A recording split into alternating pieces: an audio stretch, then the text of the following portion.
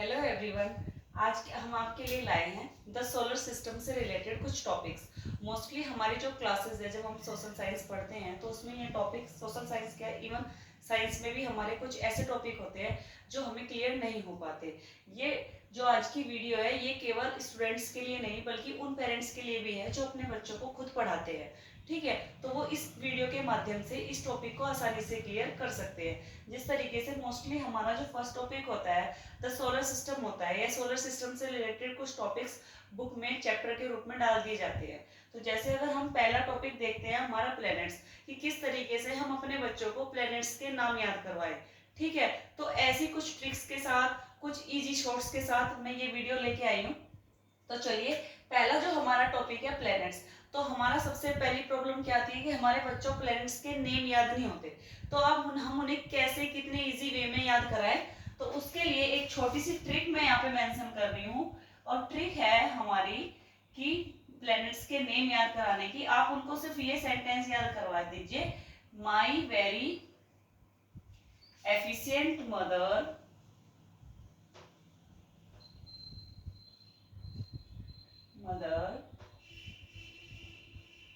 just serve us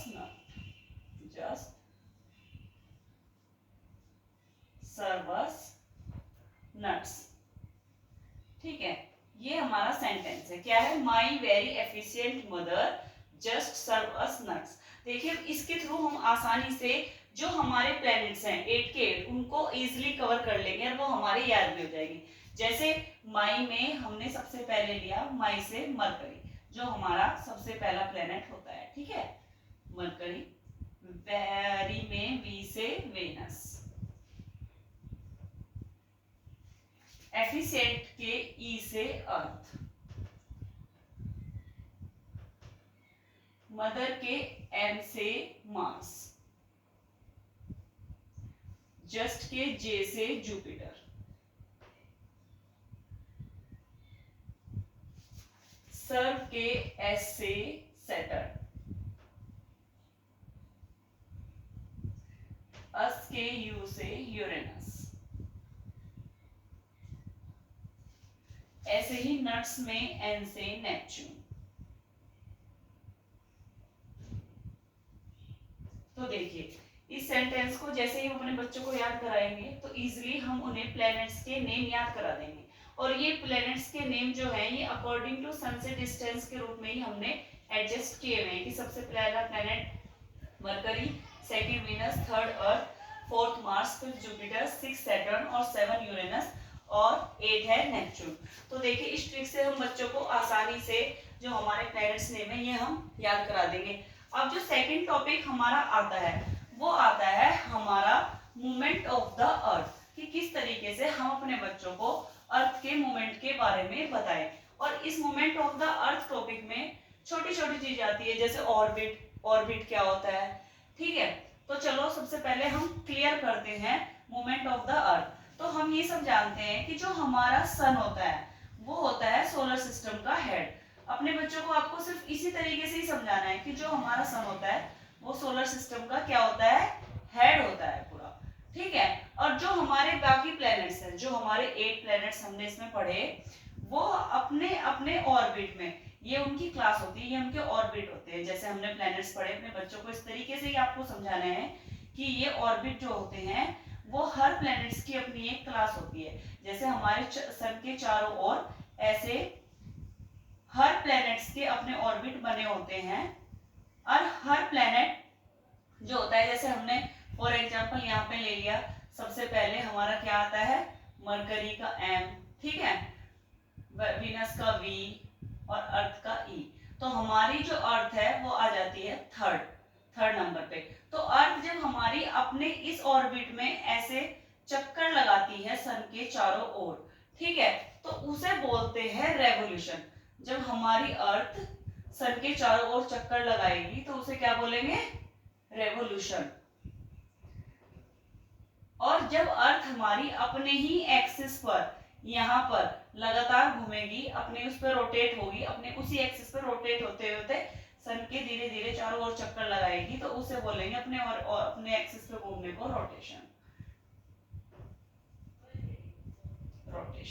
चलिए इसे एक बार मैं और क्लियर करा देती हूँ। बाकी प्लैनेट्स को छोड़िए, हम अर्थ के मूवमेंट के बारे में बात कर रहे हैं, ठीक है।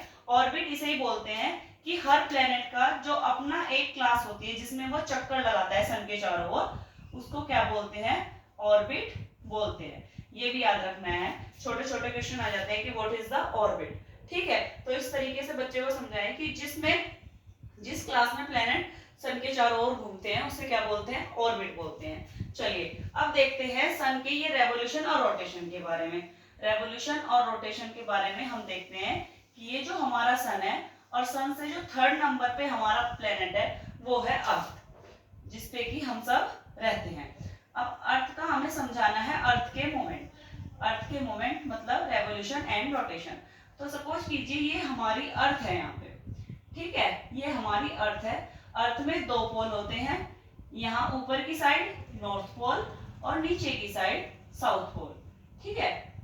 नीचे की साइड होता है साउथ पोल, ऊपर की साइड नॉर्थ पोल, ठीक है। अब हमें यहाँ इस तरीके से समझाना है कि देखिए हमारी रोटेशन के कारण मतलब हमारी जो अर्थ है अपने एक्सिस पे ऐसे धीरे धीरे यहीं पर घूमती रहती है, क्लियर। तो जो हिस्सा उसका सन की साइड होगा वहां पे क्या होगा? डे। और जो हिस्सा सन के अपोजिट होगा इधर क्या होगा? नाइट। और यही कारण होता है कि हमारी अर्थ पर डे और नाइट जो केसेस होते हैं वो किस लिए होते हैं? Rotation of the earth. Earth के रोटेशन के कारण ही हमारी अर्थ पर डे एंड नाइट का जो सिस्टम होता है वो चलता है। तो इस तरीके से हम रोटेशन को ऐसे डिफाइन कर सकते हैं, when the earth rotates its own axis. जब अर्थ अपनी एक्सिस पर रोटेट होती है तो उसे क्या बोलते हैं? रोटेशन बोलते हैं, ठीक है। तो रोटेशन मेरे ख्याल से सभी को क्लियर हो गया होगा कि जब अर्थ अपने एक्सिस पर रोटेट होती है, धीरे धीरे घूमती है, तो उसी के कारण जो हिस्सा सन की साइड होता है वहां पे डे होता है और जो हिस्सा सन से अपोजिट होता है वहां पर नाइट होता है, ठीक है। तो ये हो गया हमारा रोटेशन। अर्थ के दोनों पोल आपको समझ में आ गए होंगे। ऊपर की साइड जो होता है वो नॉर्थ पोल होता है और अर्थ की नीचे की साइड साउथ पोल होता है। तो ये तो रहा हमारे रोटेशन का सिस्टम। अब हमारा जो सेकंड टॉपिक है वो आता है रेवोल्यूशन। रेवोल्यूशन की अगर हम बात करें, रेवोल्यूशन भी अर्थ का सेकंड मूवमेंट होता है। अर्थ हमारी दो टाइप्स के मूवमेंट करती है, एक करती है रोटेशन जो हमने आपको अभी समझाया है, और सेकंड मूवमेंट करती है रेवोल्यूशन।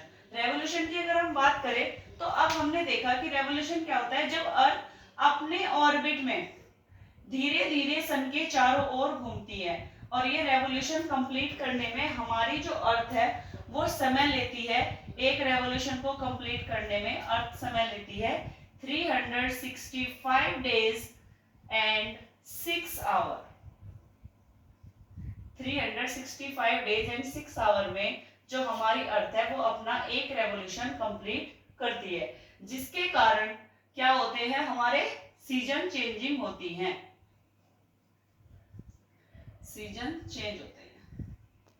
जैसे हम पढ़ते हैं ना, कभी समर सीजन है, कभी विंटर सीजन है, कभी रेनी सीजन है, तो ये सारे जो हमारे सीजन चेंज होते हैं ये अर्थ के रेवोल्यूशन के कारण होते हैं। अगर हम रोटेशन की बात करें तो रोटेशन कंप्लीट करने में हमारी अर्थ लेती है टाइम, एक रोटेशन कंप्लीट करने में 24 आवर्स। तो जैसे कि अब हम पढ़ रहे हैं कि हमारा जो 365 डेज एंड 6 आवर का जो टाइम है एक रेवोल्यूशन को कंप्लीट करने का, तो अब हम इसमें पढ़ेंगे एक टॉपिक इसमें और आता है। क्या आता है? वो होता है हमारा लीप ईयर। क्या होता है? Leap year. मोस्टली जो स्टूडेंट्स होते हैं वो कंफ्यूज रहते हैं कि लीप ईयर होता क्या है। एक्चुअल में लीप ईयर इतना कोई हार्ड नहीं है, इसको सिर्फ समझना है आपको कि हमारी जो अर्थ है वो एक रेवोल्यूशन कंप्लीट करने में लगाती है 365 डेज एंड 6 आवर। जैसे हर साल हमारे 6 आवर सेव रहते हैं और एवरी 4 इयर्स बाद आप इनको काउंट कर लीजिए। एवरी 4 इयर्स अगर हम इनका टोटल करें तो ये 6 आवर ऐड होकर कितने आवर में चेंज हो जाएंगे? 24 आवर्स में ये चेंज हो जाते हैं। 24 आवर्स का मीनिंग क्या होता है?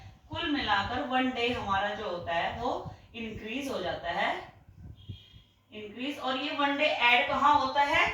Add in February month. कहाँ ऐड हो गया ये? फरवरी में। और यही कारण है कि हर 4 इयर्स बाद या हर 4 साल बाद हमारी जो फरवरी होती है वो 29 डेज की होती है। मेरे ख्याल से ये जो टॉपिक्स है हमारा प्लैनेट्स, किस तरीके से अपने बच्चों को प्लैनेट्स के नाम याद कराएं, ये ट्रिक मैंने आप लोगों के साथ शेयर की है, इसे जरूर इस्तेमाल करिएगा। नेक्स्ट जो टॉपिक आता है movement of the earth. Earth के मूवमेंट 2 टाइप के होते हैं, रोटेशन एंड रेवोल्यूशन।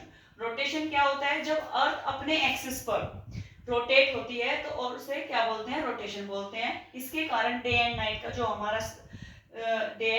हमारा सिस्टम है ये कंटिन्यू चलता रहता है।